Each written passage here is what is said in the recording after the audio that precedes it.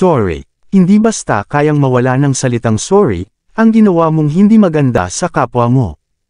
Lalo na kung ito ay emotional or physical. Ang sakit na dulot ng emotional ay ang puot na sakit na nararamdaman ng damdamin ng isang tao.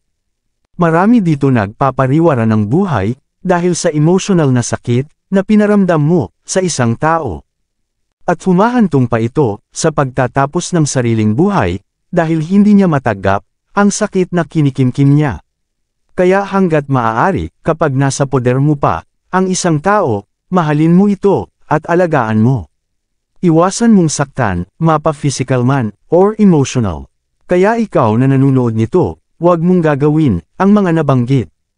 Siyempre, kung nagustuhan mo ang video na ito, huwag mong kalimutan mag-follow at i-share mo na rin ang video na ito. Maraming salamat po.